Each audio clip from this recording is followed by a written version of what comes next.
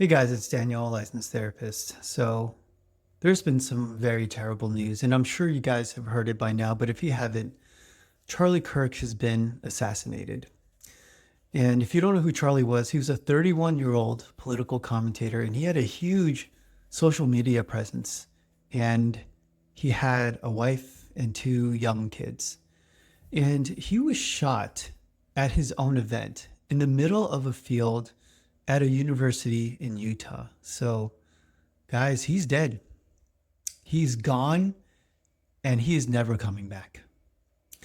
This happened yesterday, so I've had some time to process, but every time I think about it, I still feel sick. This is such a tragic thing, and I feel like what it does is it makes us reflect on how we all got here. What happened to us, guys? Charlie wasn't a violent person. Sure, he was very polarizing. I think there's no doubt about that, but it's not like he was actually trying to commit violence and hurt other people. But he got killed, and it leads me to the obvious conclusion that we have all been brainwashed. Yeah, we've been brainwashed to hate each other. We've all been duped, guys. Not long ago, there's been that famous clip where John McCain, who was running against Barack Obama for presidency, stood up for Barack Obama and said, he's not a bad guy. He's just a guy with different views. And I feel like that's what it was like growing up. We didn't hate each other like we do now. People didn't celebrate when their political opponent was taken out. And you know what? I'd be willing to bet that the person responsible for this didn't actually suffer any violence at the hands of Charlie. Charlie was just demonized. He was just made out to be the enemy. And guys, if you can celebrate something like what happened to Charlie, I think you have to strongly consider the possibility that you've been brainwashed. You've been programmed. If you're happy that someone else gets hurt, I don't care if it's Charlie Kirk. I don't care if it's Donald Trump. I don't care if it's AOC or Kamala Harris. If you wish ill will and death and violence on somebody, you've been brainwashed. If you cheered when it came out that President Biden actually did have dementia, a horrible, horrible disease, if that made you happy, then I'm sorry to say, you've been brainwashed. And if you're saying, what are you talking about? No, I haven't been brainwashed. Well, that is exactly what brainwashed people say. Unlike a lot of people, I actually don't blame this tragedy on the normalization of violence. I don't blame it on the video games, and I don't blame it on the movies. I don't think that is the root cause of what's going on here. I actually think we all know the root cause and who to blame. It's media.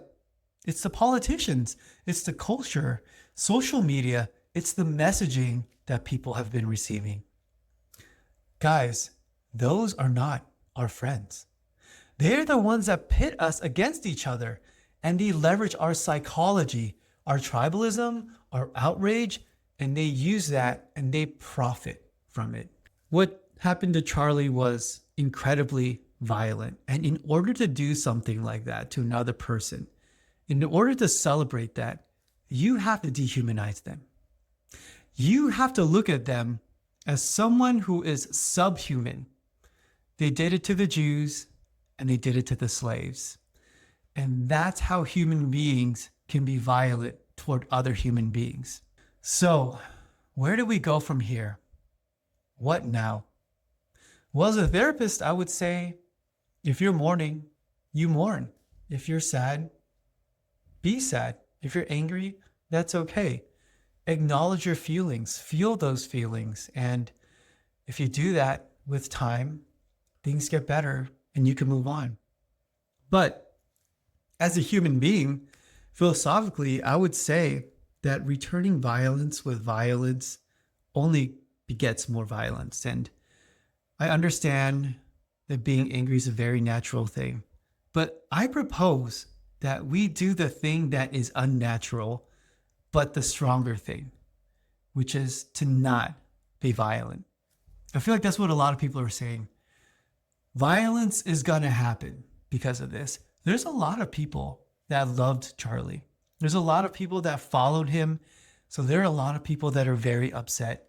And the vast majority of those people are conservative gun owners.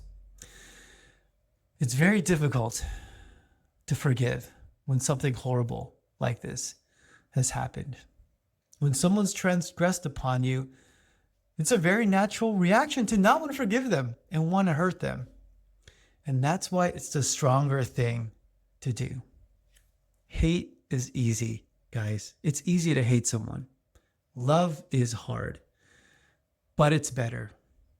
Hate is poison, people. And look, there's going to be a lot of people out there that are going to be happy that Charlie died. They're actually going to be celebrating. They're going to be laughing and they're going to be mocking him. I'm sure you've already seen it, actually. But I propose that we do something.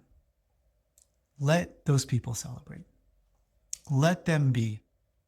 Let them have their emotional reaction, and we just be responsible for our emotional reaction. Let's do nothing and not react to them. And if you are celebrating, you're watching this, I would say you need to humanize the other side, because Charlie, he was a dad. He was a husband, like I said. And now he's gone. And in the vacuum of his presence, there is a bunch of pain and sadness. And if someone dying like this doesn't make you feel sad, then there is something wrong. And guys, I feel like we're at a very crucial point in history. I think there's one big question. Are we going to be more divided over this, or are we going to unite? And maybe even the bigger question is, does the human race even have enough strength and political will to unite? Are we going to say enough of this? I'm not going to be brainwashed anymore. I'm not going to look at the people on the other side and I'm not going to see a subhuman person. And I know it looks very bleak. Believe me, it does look very bleak. But just maybe as a very hopeful person, I believe in the human race. I believe that humans are wonderful. We're amazing and we're beautiful. So, you know what?